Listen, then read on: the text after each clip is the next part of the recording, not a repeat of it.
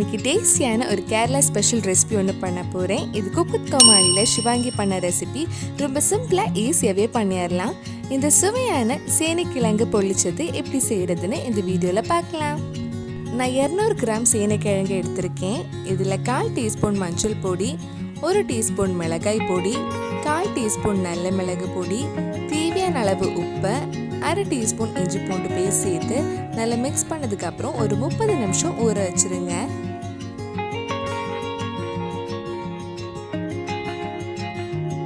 இது நல்லா ஊறினதுக்கப்புறம் இது ஃப்ரை பண்ணுறதுக்காக ஒரு கடாயில் கொஞ்சம் எண்ணெய் சூடு பண்ண வச்சுருக்கேன். நான் தேங்காய் எண்ணெய் தான் யூஸ் பண்ணியிருக்கேன். தேங்காய் எண்ணெய் யூஸ் பண்ணால் தான் அந்த கேரளா ஸ்டைல் டேஸ்ட் கிடைக்கும். எண்ணெய் சூடானதும் இதில் கொஞ்சம் கொஞ்சமாக சேனை கிழங்கு போட்டு நல்லா ஃப்ரை பண்ணி எடுக்கலாம். எல்லா சைடும் திருப்பி போட்டு சேனைக்கிழங்கு நல்ல கோல்டன் கலர் ஆனதும் எடுத்துடலாம். நம்ம ஆட் பண்ண மிளகாய் பொடியெல்லாம் எண்ணெயில் போனாலும் பரவாயில்ல, நம்ம இதே எண்ணெயில் தான் வெங்காயம் வதக்க போகிறோம். இப்போ சேனைக்கிழங்கு நல்லா ஃப்ரை ஆகி கலர் ஆகிடுச்சு. இனி இதை எடுத்துடலாம். இதே மாதிரி மிச்சம் இருக்கிற சேனைக்கிழங்கு ஃப்ரை பண்ணி எடுத்துக்கோங்க. சேனைக்கிழங்கு ஃப்ரை பண்ணி முடிச்சதுக்கப்புறம் அதே கடாயில் 1 கப் சின்ன வெங்காயம் வதக்கலாம். நீங்கள் பெரிய வெங்காயம் கூட யூஸ் பண்ணிக்கோங்க, ஆனால் சின்ன வெங்காயம் யூஸ் பண்ணாதான் டேஸ்ட் ரொம்ப நல்லா இருக்கும். வெங்காயம் கொஞ்சம் வதங்கி சாஃப்டானதும் இதில் 2 பச்சை மிளகாய், 1/2 டீஸ்பூன் இஞ்சி பூண்டு பேஸ்ட், கொஞ்சம் கறிவேப்பிலையும் சேர்த்து வதக்கலாம். நம்ம சேனலில் இதுக்கு முன்னாடி பன்னீர் பொள்ளிச்சது, ப்ரான் பொள்ளிச்சது, மீன் பொள்ளிச்சது வீடியோ பண்ணியிருந்தேன். நீங்கள் இன்னும் அந்த ரெசிபீஸ் எல்லாம் பார்க்கலன்னா அதோட லிங்க் கீழே டிஸ்கிரிப்ஷனில் இருக்குது. மறக்காமல் அந்த ரெசிபீஸும் போய் பாருங்கள். வெங்காயம் நல்லா வதங்கி பொன்னிறம் ஆனதும் இதில் 1/4 டீஸ்பூன் மஞ்சள் பொடி, 1/2 டீஸ்பூன் மிளகாய் பொடி, 1 டீஸ்பூன் மல்லிப்பொடி, 1/4 டீஸ்பூன் கரம் மசாலா சேர்த்து அந்த மல்லிப்பொடி மிளகாய் பொடி பச்சை வாசனை போகிற வரைக்கும் கொஞ்சம் நேரம் வதக்கலாம். நம்ம சேனைக்கிழங்குல உப்பு போட்டு தான் ஃப்ரை பண்ணியிருக்கோம், அதனால இந்த மசாலாவில் கொஞ்சமாக உப்பு ஆட் பண்ணால் போதும்.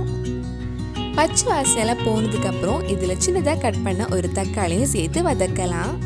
வெங்காயமும் தக்காளியும் நல்லா வதங்கணும்.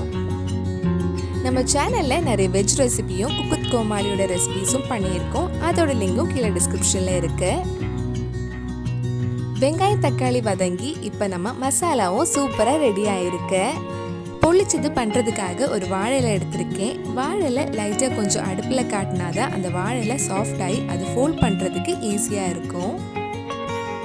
ஃபர்ஸ்ட்டு நம்ம வாழை இலையில் நம்ம ரெடி பண்ண மசாலா வைக்கலாம். அதுக்கு மேலே நம்ம ஃப்ரை பண்ண சேனைக்கிழங்கு அடுக்கி வச்சுக்கோங்க.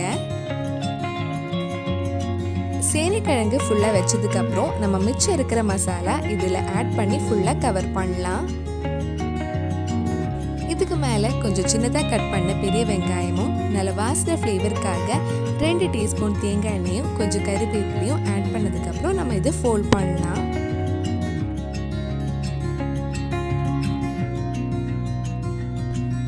இதெல்லாம் வச்சதுக்கப்புறம் மெதுவாக வாழையில 4 சைடும் ஃபோல்ட் பண்ணி ஒரு வாழை நார் வச்சு டைட்டாக கட்டலாம்.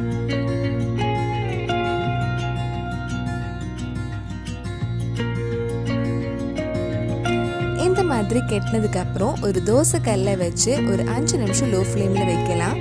5 நிமிஷம் வச்சதுக்கு அப்புறம் மறுபடியும் திருப்பி போட்டு லோ ஃப்ளேமில் 5 நிமிஷம் வைக்கலாம். இந்த மாதிரி பண்ணும்போது சைடில் கொஞ்சம் தேங்காய் எண்ணெயும் ஊற்றிக்கோங்க.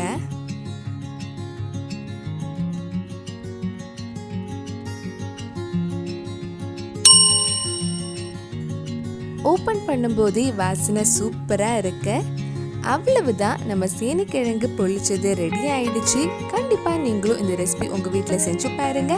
பிடிச்சிருந்தா இந்த வீடியோவை லைக் பண்ணுங்க, உங்கள் ஃப்ரெண்ட்ஸ் அண்ட் ஃபேமிலிக்கு ஷேர் பண்ணுங்க. வேறு நல்லா Comali ரெசிபி நம்ம சேனலில் ட்ரை பண்ணலான்னு கீழே கமெண்ட் பாக்ஸில் சொல்லுங்க. நீங்கள் இன்னும் என்னோட சேனலை சப்ஸ்கிரைப் பண்ணலைன்னா மறக்காம சேனலையும் சப்ஸ்கிரைப் பண்ணுங்க. கூடவே அந்த பெல் ஐக்கனையும் ப்ரெஸ் பண்ணால் நான் புது வீடியோ போட்ட உடனே உங்கள் ஃபோனுக்கு நோட்டிஃபிகேஷன் வந்துடும்.